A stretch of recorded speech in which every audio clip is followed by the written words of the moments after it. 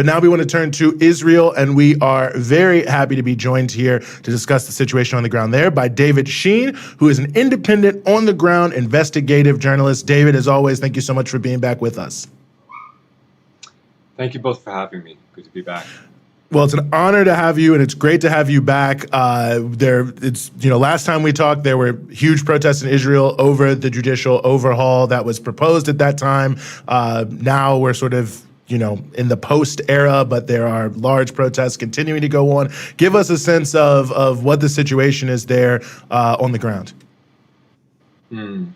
Well, admittedly, these are certainly the largest protests that we've seen from Jewish Israelis in at least a decade, perhaps more.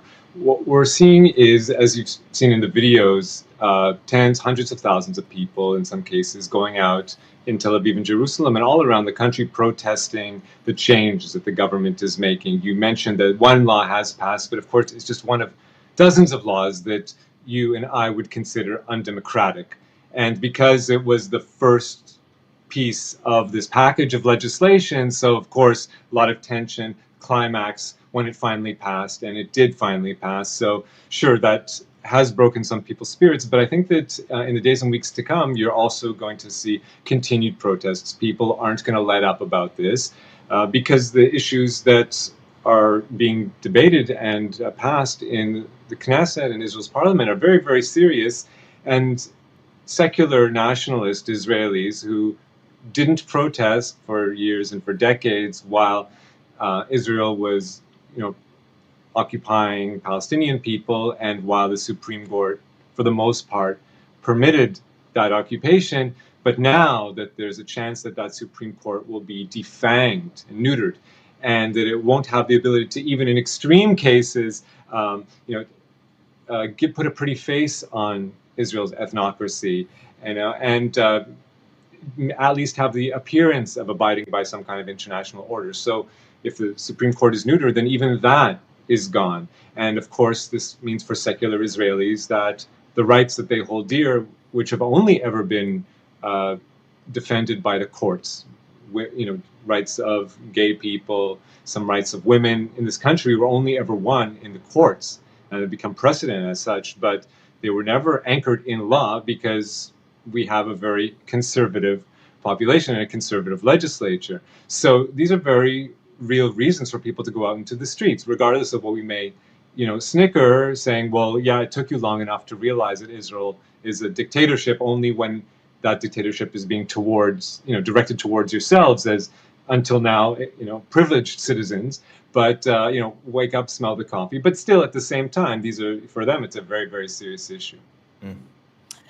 So, David, I'm curious, there's an aspect of this that I found somewhat interesting. I don't know how serious it actually is, but there was a number of reservists that were saying before this law was passed in the Israeli army that they would refuse to serve if this happened. Now that it's happened, is there actually a risk? Like the U.S. Department, the U.S. head of the Department of Defense, Lloyd Austin, actually spoke to his counterpart in Israel and made a point of this could be bad for Israel's security but is that actually true that could happen this could lead to some sort of breakdown of the Israeli army carrying out its occupation or is that just an exaggerated? CNN is very afraid of this, so that's why I'm asking, because I saw a few CNN segments on that. Well, on one hand, the government is using that rhetoric. It's putting that message out there in a way to say, these people are using an illegitimate tactic, and they should, they should be delegitimized for even raising this issue. This is a much greater danger, so quell your protests. So certainly that's being used internally, and so I'm not surprised it's also spiraling outward. But from my sense, obviously I haven't polled people, but anecdotally I can tell you that I have seen, yes, in Hebrew, people who aren't previously on the left and had never failed to show up for reserve duty and been an integral part of the Army's, reservist system, are now saying, forget about it, count me out. I've given in whether they're serving in this unit or that, they're saying, I won't be showing up for reserve duty anymore. I've already given my notice. Not going to happen. Or people who, let's say, were volunteers with the police. had said something similar. I'm not going to volunteer with the police anymore. So I think the numbers we've seen are at least 1,000 people who now, of course, I can't say to. I don't know enough about the Israeli military's inner workings to say is that, but it's seemingly on the face of it, sure, it could be the beginning of a hole in the dam that breaks open, and soon the deluge will come. Certainly, it's unprecedented for people. There hasn't been a point in Israeli society where that's happened up until now. Sure, when we go back 40 years to the time of the first Israeli invasion of Lebanon, after some months, there was a protest movement where they brought hundreds of thousands of Israelis to the streets that demanded an end to the war. But nothing like what you're talking about, a situation where people say, I'm not going to serve anymore because of the nature of the government is undemocratic. That's never happened. I mean, sometimes it feels like you don't know how to parse what might be grandiose or too much, but certainly a lot of the commentary in the media here in the U.S., New York Times, Washington Post, is almost questioning whether or not, Israeli society, and I think this speaks to the point Rania was raising, is coming apart, like whether or not the center can hold, so to speak, because of the nature of these cleavages. I mean, I don't even know what that looks like, but does that seem possible or logical? Is it over the top? I mean, it seems very sort of apocalyptic the way it's often presented, but countries don't collapse that often, so it seems like, who knows? Sure. Right. It is hard to say, but I'll say that I'll give you like a little breakdown of some events that have occurred in recent weeks. So obviously you've seen footage of Israelis occupying the Ayalon Highway, the largest highway in the country that runs through the center of Tel Aviv, and building bonfires and using other methods to stop traffic in each direction, and thereby saying, okay, we're throwing our bodies on the infrastructure of the country to bring it to a halt. Okay, so as a result of this, obviously this causes inconvenience to some, but if you ideologically oppose this, then you're especially angered to be inconvenienced by it. So what you have in recent weeks is some right-wingers who, let's say, live in different parts of the periphery of the country, will go to other settlements, other towns, villages in the same area, villages that they perceive whose inhabitants are somewhat more liberal than themselves, maybe less religious than themselves, maybe more likely to oppose the government's new legislation, and so they will actually blockade the entrance to this settlement. Say, no, you can't, because of what's happening in Tel Aviv, because we can't go there, so we're going to blockade you here. You can't go in and out of your settlement. So obviously, that's a sign of Israeli society breaking down on one axis. And that's been happening several times in different places around the country. When the right wing does a protest, you have young youths marching through Tel Aviv, looking for, grabbing rainbow flags, ripping them down, looking for people to fight. There's no question that it's a very serious threat that inter-community, inter-Jewish civil war is brewing, and that we're just at the very beginning of what could be a very long civil war, in fact. David, I saw this statistic. I can't remember what exactly it was, but it was like a pretty high percentage of Israelis were polled saying that, like, if this law passed, they would consider leaving the country. And then somebody had joked, like, oh, like, where are they going to go back to, like, Brooklyn? Like, just like thinking of which I thought was a little bit funny, but in all seriousness here, though that's not that unserious.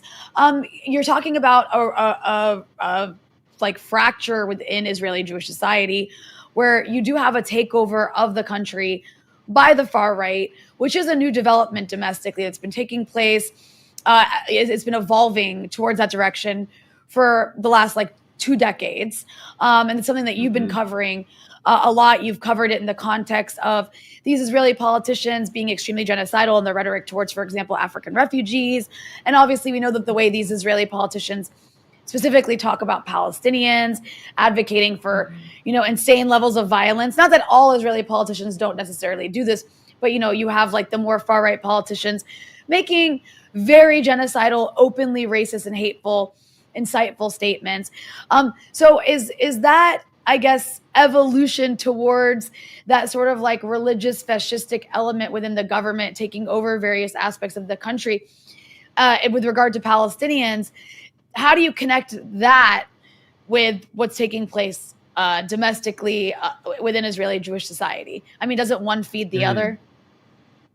Oh, most definitely. Okay, let's look at okay, so we had the government this week pass that first piece of the legislation to curb the court's powers.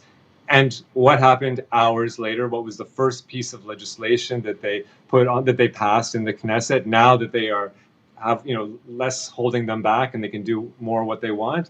So they passed a law increasing the size of Israel's sundown towns. As you may or may not know, Israel has, of course, for a long time, for decades, unofficially, it's prevented non-Jews from moving into towns if Jews just don't want non-Jews in them.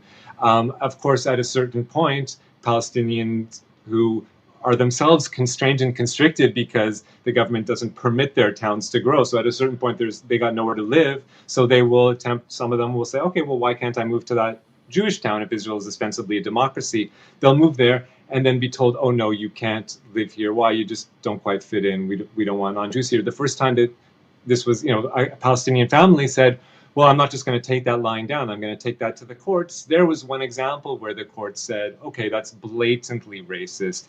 There we will put a stop to that and say, no. Israel can't be that blatantly racist. So what the government did was just make a new law saying, okay, from now on, we're creating a method, a legal loophole by which you are permitted to be this racist and forbid entrance to non-Jews. Okay, that law passed in 2011. So what happened yesterday? The first new law they passed is to expand that law from 2011. If before, only villages with 400 families were permitted to refuse admittance to whoever they wanted. So now this is any village with 700 or more families. In a couple of years, that could be expanded to 1,000 or more families. Now, there's nothing special about a village of 1,000 families that would want its members or its inhabitants to protect their some kind of unique culture. It's just blatant racism.